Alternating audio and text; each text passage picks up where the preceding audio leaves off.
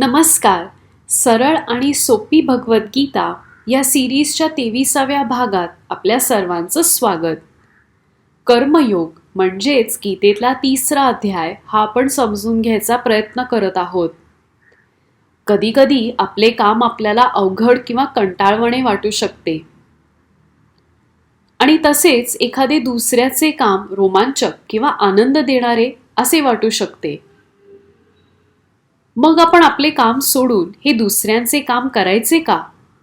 आपल्या मनाचे ऐकायचे का आपला धर्म पार पाडायचा?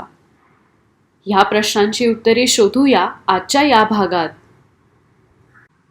श्रेयान् स्वधर्मो विगुणः परधर्मात् स्वनुष्ठितात् स्वधर्मे निधनं श्रेयः परधर्मो भयावहः. श्रीकृष्ण या श्लोकातून अर्जुनाला समजवतात की एखाद्याचे स्वतःचे कर्तव्य अपरिपूर्णपणे किंवा इम्परफेक्टली पार पाडणे हे दुसऱ्याच्या उत्तम प्रकारे पार पाडलेल्या कर्तव्यापेक्षा चांगले आहे. स्वतःचे कर्तव्य पार पाडण्यात मरण बरे, दुसऱ्याचे कर्तव्य भीतीने भरलेले असते. मागच्या भागात आपण प्रकृतीमधल्या 3 गुणांबद्दल थोडक्यात बोललो.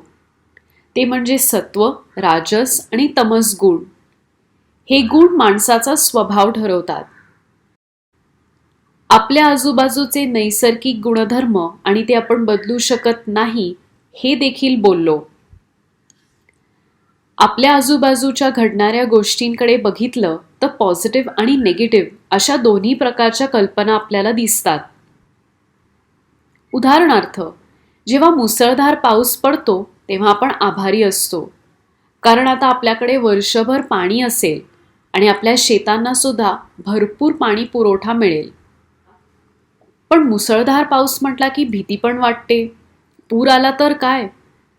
पाण्याच्या जोरामुळे झाडे, प्राणी किंवा मानवही वाहून गेले तर काय? श्रीकृष्ण अर्जुनाला काम ह्या विषयी बोलताना असाच काही सल्ला देतात. आपण देखील एखादे काम करायचे म्हटले की पॉझिटिव्ह आणि नेगेटिव्ह गोष्टींचा विचार करतो. ही क्रिया केली तर मला आनंद होईल किंवा त्या बदल्यात मला काहीतरी चांगले मिळेल असा विचार करून तुम्ही काम करत असाल तर तुम्ही तुमच्या इंद्रियांना संतुष्ट करत आहात, आनंदित करत आहात. बदल्यात काहीतरी मिळेल या अपेक्षेने तुम्ही हे करत आहात. कुठलेही कर्तव्य करायचे म्हणजे त्यातून कुठलीही अपेक्षा ठेवायची नाही हे आता आपण शिकलो. Work to fulfil your duty, work not with expectations.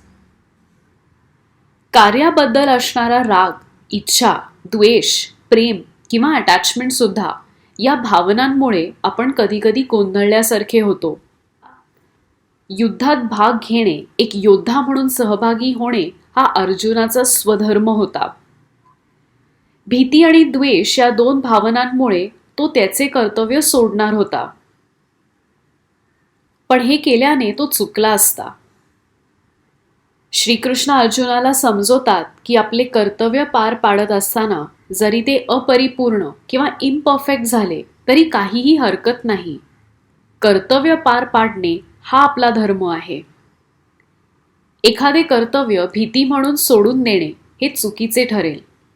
तसेच दुसरे कुठले कर्तव्य, दुसऱ्या कोणाचे तरी कर्तव्य हे सोपे वाटतात किंवा आनंद देतील म्हणून दुसऱ्यांचे कर्तव्य करणे हे पण तेवढेच चुकीचे आहे. माणसाचे चारित्र्य तेव्हा घडते जेव्हा तो आपलं कर्तव्य पार पाडतो. आरशावर धूळ असली तर प्रतिबिंब नीट दिसत नाही. आपल्या भावना सुद्धा या धुळीसारख्याच असतात. धूळ पुसली की आरशात नीट दिसतं. जर आपण आपल्या भावनांवर नियंत्रण ठेवले तर आपण अधिक चांगली कामगिरी करू शकतो. चांगले काम करायचे असेल तर एक गोष्ट आपली मदत करू शकते, श्रद्धा किंवा फेथ. बऱ्याच वेळेला श्रद्धा हा शब्द म्हटलं की आपल्याला देवपूजन, प्रार्थना असं काही मनात येतं. ते काही अगदी चुकीचे नाही. पण श्रद्धा ही आपल्या कामाविषयी सुद्धा असू शकते.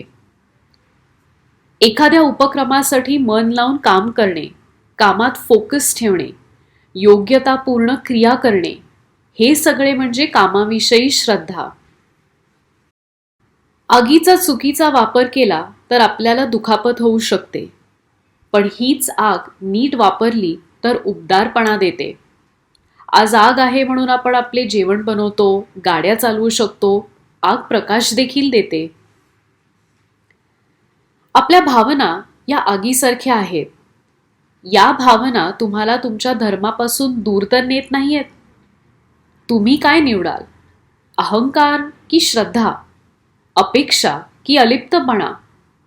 तुमच्या इंद्रियांना संतुष्ट करायचे की आपले कर्तव्य पूर्ण करायचे?